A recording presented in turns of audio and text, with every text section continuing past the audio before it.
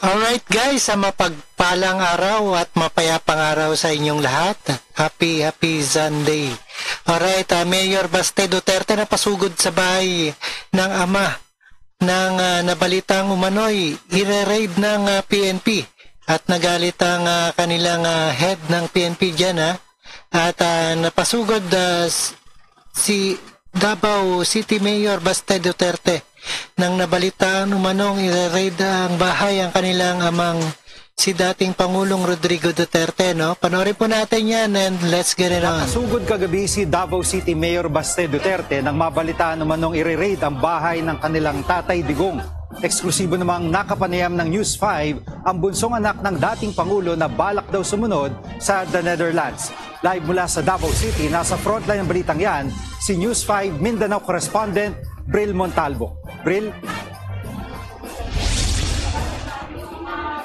Jiggy, nandito tayo ngayon sa labas ng bahay ng pamilya Duterte sa Davao City.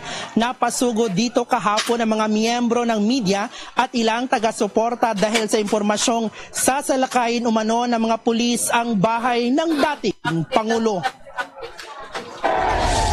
Pasado alas 10 kagabi dumating si Davao City Mayor Baste Duterte sa bahay ng kanyang amang si dating Pangulong Rodrigo Duterte sa Doña Luisa Subdivision sa Davao City. Nakatanggap daw kasi sila ng impormasyon na ire-raid ng mga pulis ang bahay ng kanyang ama. Galing pang Maynila si Mayor Baste na nagasikaso raw ng papeles papuntang Netherlands para mabisita roon si Duterte. Pero napabalik daw siya ng Davao City dahil sa natanggap niyang impormasyon. Walay kaso na yun sa tinuod lang.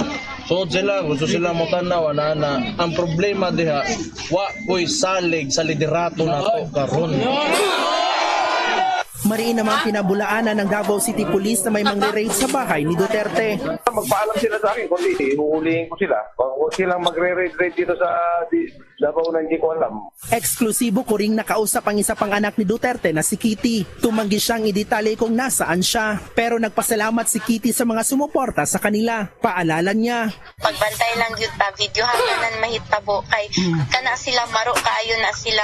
Gusto rin daw nilang bisitahin ang ama sa The Hague kung saan siya nakadetain. Wala pa rin silang schedule kung kailan sila aalis. Nakausap naman daw ni Kitty si Duterte. Sabi raw sa kanya ng ama, mag-isa lang siya sa detention cell sa ICC Detention Center. Umaasa rin sila. Kawawa naman, no? Nag-iisa si dating President Duterte, no?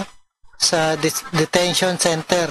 May prison doctor sa Netherlands na mag-aalaga kay Duterte. Sa Instagram story ni Kitty kanina, nanawagan siya sa mga taga-suporta na magtirik ng kandila at magdasal kasabay ng pagharap ni Duterte sa ICC mamaya.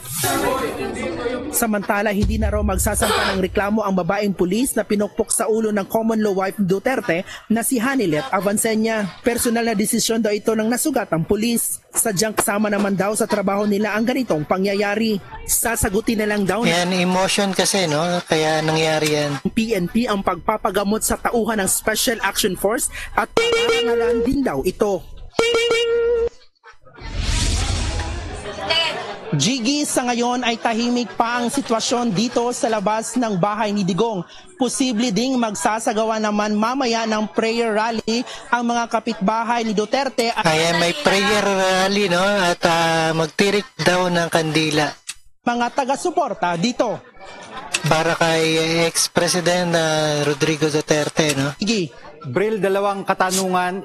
Yung araw ng pagdiriwang ng araw ng Davao ay naapektuhan ba nitong mga nangyayari dyan? Araw ng Davao pala, no? Kaya naapektuhan kaya yan na may rally.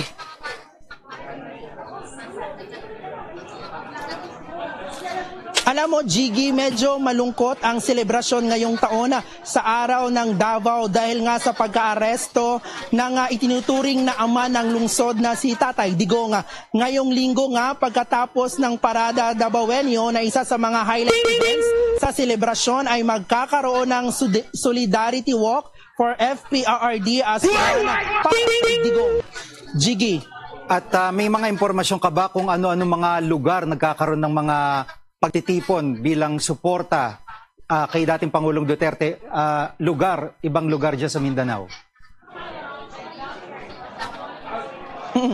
Alam mo, Jiggy, marami na ding mga lugar dito sa Mindanao ang nagtitipon-tipon ng mga taga-suporta ni dating Pangulong Rodrigo Duterte para sa pagkunina sa kanyang pagka-aresto ng ICC gaya ng sa Agusan del Sur, sa...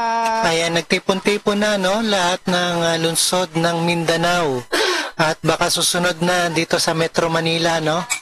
At sa sulok ng Metro Manila naman ay magrarally na. Zamboanga City, sa Surigao del Sur at iba pang lugar dito sa Mindanao. Jiggy. Maraming salamat, Bril Montalvo, News 5. Alright guys, napanood at napakinggan po natin ang ating reaction video dito sa News 5.